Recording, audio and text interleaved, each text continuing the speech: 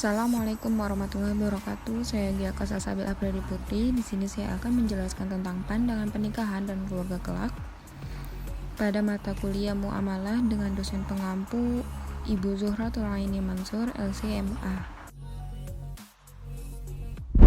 Pernikahan dalam Islam. Pernikahan adalah salah satu sunnah Rasul yang sangat dianjurkan bagi seluruh umat muslim. Menikah itu fitrah dan merupakan sarana untuk membentuk keturunan dengan jalan yang diridhai Allah Subhanahu wa taala. Dan menikah seseorang berarti telah menyempurnakan separuh agamanya. Allah Subhanahu wa taala berfirman dalam surat Ar-Rum ayat 21 yang artinya, dan di antara tanda-tanda kekuasaannya ialah Dia menciptakan untukmu istri-istri dari jenismu sendiri, supaya kamu cenderung dan merasa tentram kepadanya. Untuk hukum pernikahan sendiri, ulama mengatakan bahwa menikah itu hukumnya bisa wajib dan kadang menjadi sunnah. Hal itu tergantung dengan situasi dan kondisi orang tersebut. Bila orang itu sudah mampu secara finansial dan memang takut terjerumus ke dalam perzinaan, maka diwajibkan atas dirinya untuk menikah. Sedangkan orang yang merasa kurang dalam segi ekonomi dan khawatir tidak bisa memenuhi nafkah, maka hukumnya menikah menjadi sunnah.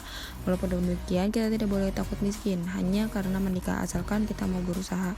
Allah Subhanahu wa taala pasti akan memberikan kelapangan rezeki bagi seseorang yang telah berumah tangga. Seperti pada surat An-Nur ayat 32 yang artinya, dan kawinlah orang-orang yang sendirian di antara kamu dan orang-orang yang layak berkawin dari hamba-hamba sahayamu yang lelaki dan hamba-hamba sahayamu yang perempuan.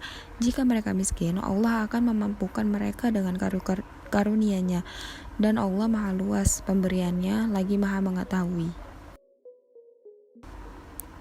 Setiap pasangan suami istri pasti mendambakan kehidupan keluarga yang harmonis, sakinah, mawadah, dan warohmah.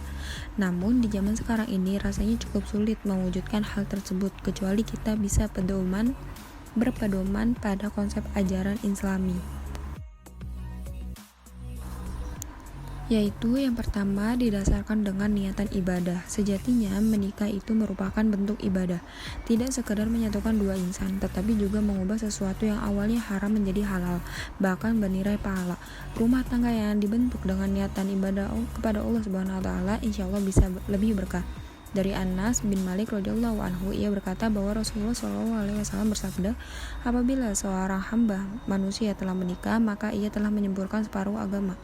Karena itu hendaklah ia bertakwa kepada Allah dalam separuh yang tersisa. Yang kedua, dihiasi oleh sunnah-sunnah Nabi. Banyak sekali orang yang membangun rumah megah dengan tujuan agar rumah tangganya lebih bahagia, membeli perkakas yang mewah, liburan ke luar negeri, dan memuaskan kebutuhan batin setiap saat. Mereka berpikir semua itu hanya menjamin keharmonisan berumah tangga, padahal belum tentu.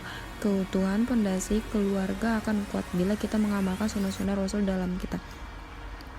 Misalnya membaca Al-Quran, bersolawat, puasa sunnah, sholat duha, berzikir, dan amalan lainnya. Sungguh akan ada cahaya menerangi rumah tangga kita sehingga menjadi lebih terang dan menenteramkan. Lalu memahami kewajiban masing-masing. Ketika seorang membangun bahtera rumah tangga, hal utamanya yang harus disadari adalah kewajiban sebelum ia menuntut haknya. Seorang istri, ia berkewajiban merawat suaminya serta memberikan pendidikan yang sesuai ajaran Islam kepada anak-anaknya, agar kelak mereka bisa tumbuh menjadi generasi robani dan Qurani.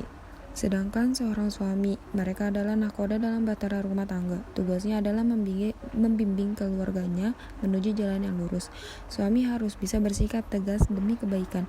Allah Subhanahu wa taala berfirman dalam surat At-Tahrim ayat 6 yang artinya, hai orang-orang yang beriman, peliharalah dirimu dan keluargamu dari api neraka yang bahan bakarnya adalah manusia dan batu. Penjaganya malaikat-malaikat yang kasar, keras, dan tidak mendurhakai Allah terhadap apa yang diperintahnya kepada mereka dan selalu mengerjakan apa yang diperintahkan. Terima kasih, sekian dari saya, kurang lebihnya mohon maaf. Wassalamualaikum warahmatullahi wabarakatuh.